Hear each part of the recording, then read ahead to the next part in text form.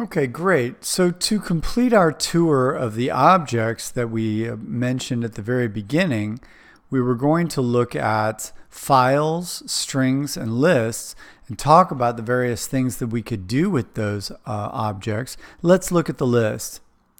The list is a sequence of objects. A list can contain anything, but this week we're just going to look at a list of strings.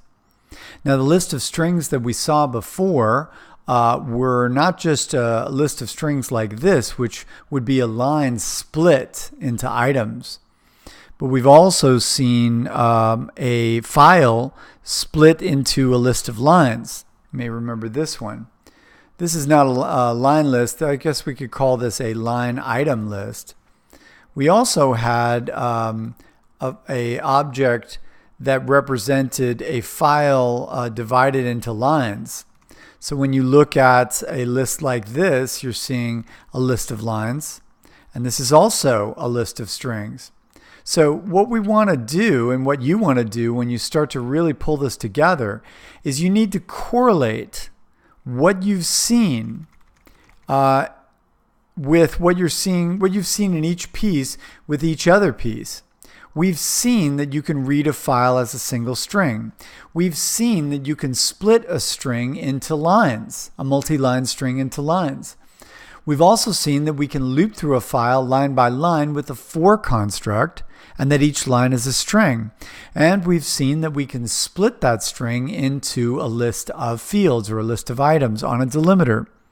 We've also seen that when we have a big multi-line string, we can split it into lines with split lines.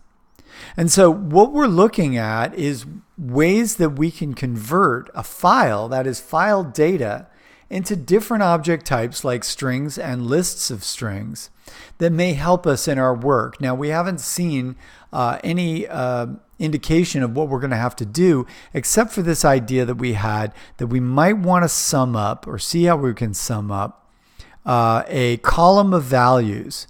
That is, let's say this value plus this value plus this value. And we're going to have to figure out how to do that. Now, your mind may already be trying to join together the different features that we've learned in order to do that, and we'll do that in the next video.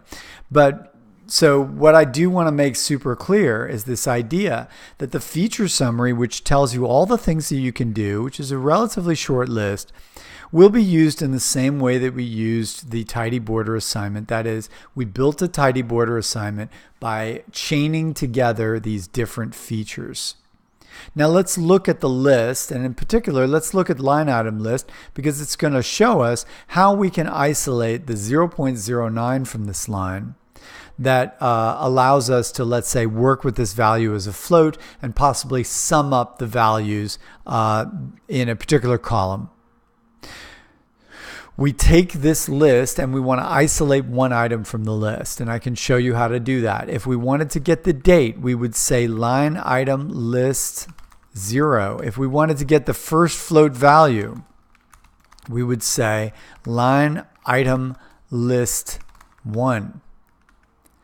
So line item list 0 is a string 192.607.01, and line item list 1 is the first float there. That is another string 0.09.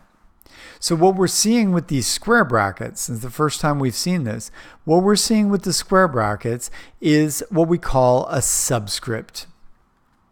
Subscript the list to get an item. That's what we're doing in line 6 and line 8. We are subscripting the list. Subscripting simply means putting brackets at the end of the list name, the variable name for the list, and putting an index number, that is an integer, that represents its position in the list. A list is a sequence of objects, and that sequence is ordered. The first item in the list is a date. The second is a float. The third is a float, etc. The first item by index, however, is called index 0. So we think of first as being a 1, but the fact is all sequences are indexed starting at 0. 0 means the first item. And 0 means the first item pretty universally in information technology when you're a programmer. We use the index starting at 0 to indicate which item within the list we want. So I don't know if your mind is starting to try to connect the different features that we've learned. That is, we learned how you can read a file as a string or a list. We've learned, or as a succession of lines. We've learned that you can split a string into items or split a multi-line string into lines. That both split and split lines return a list of strings. And now we're learning how we can isolate and return an individual item from the list. This will be the last piece that we need to construct the homework, and we'll look at doing that in the next video. That I need to add.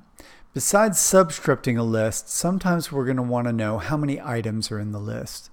Now I'm sure you remember the len function. The len function tells us how many characters are in a given string. Well, the list function works very much the same. We simply call len and we put into it a list.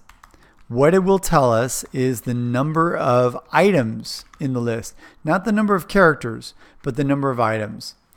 Len works the same way with a list that it does with a string. And all we need to keep in mind is that since it works the same way, we just ask, what's one item in a list? What's one item in a string?